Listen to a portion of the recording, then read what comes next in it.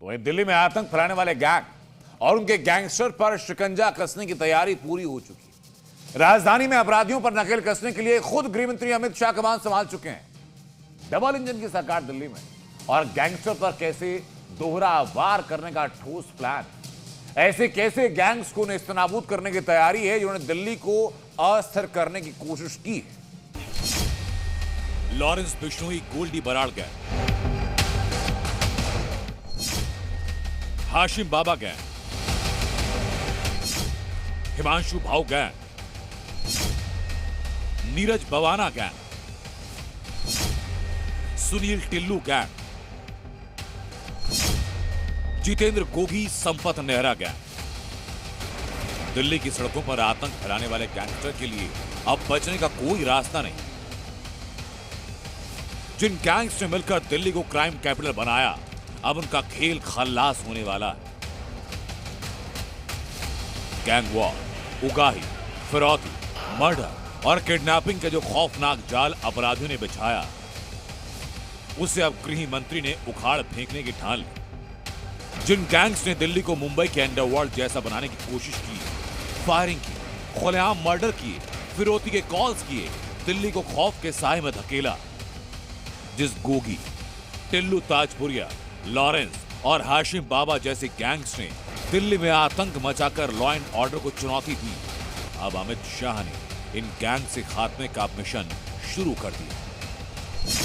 Special cell, NIA और Delhi police के joint operation से गैंगस्टर्स की लीड तोड़ने की रणनीति बनी। केंद्रीय गृह मंत्री अमित शाह ने दिल्ली की कानून व्यवस्था को लेकर मीटिंग की। मकसद साफ, दिल्ली में कानून व्यवस्था को दुरुस्त करना और गैंगस्टर को खत्म करना।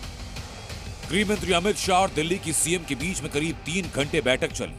गैंग वॉर पर चर्चा रही, एक्शन प्लान तैयार हुआ। जिन पॉइंट पर चर्चा हुई उसमें महिलाओं के खिलाफ अपराध पर लगाम लगाना, अवैध घुसपैठियों के खिलाफ सख्त कार्रवाई करना शामिल है। गंभीर अपराधों के खिलाफ फौरन एक्शन लिया जाए और दिल्ली पर मंडराते इस खतरे को कैसे खत्म किया जाए, इसका पूरा एक्शन प्लान तैयार हुआ। दिल्ली में साजिश रचने वाली इंटरनेशनल गैंग्स, दिल्ली के एक एक गैंग के खात्मे का प्लान बना। तय हुआ कि थाना और डिस्ट्रिक्ट लेवल पर कमेटी बनेगी। सीसीटीवी के लिए सभी विभागों को कोऑर्डिनेट करेंगे। जो बांग्लादेश से हैं, रोहिंग्या जो हैं, ये जो बसाते जा रहे थे, तो 2-3 विषयों पे बहुत जरूरी ये बैठक लेनी थी और सुचारू रूप से अब ये बैठकें चलती रहेंगी, क्योंकि भारतीय जनता पार्टी की दिल्ली के अंदर सरकार बनी है और हमारा दायित्व है कि हर चीज़ को बड़ी बारीकी से देख के सुचारू रूप से सब व्यवस्थाएं चलती रहें, चाहे वो लॉ एंड ऑर्डर की हो, चाहे व्यवस्थाओं की हो। दिल्ली में चुनाव से पहले कई बार अरविंद केजरीवाल कानून व्यवस्था को लेकर गृह मंत्री अमित शाह पर निशाना साध चुके हैं। ऐसे में जब प्रदेश और केंद्र दोनों जगह बीजेपी की सरकार है, तो कानून व्यवस्था की जवाबदेही पूरी तरीके से बीजेपी सरकार की होगी।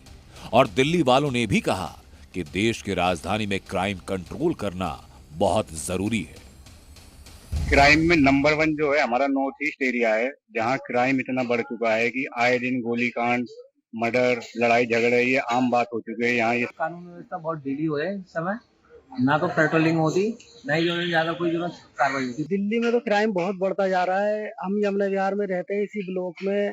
यहीं कल रात को 1 बजे 4 राउंड करके गए हमारे घर पे।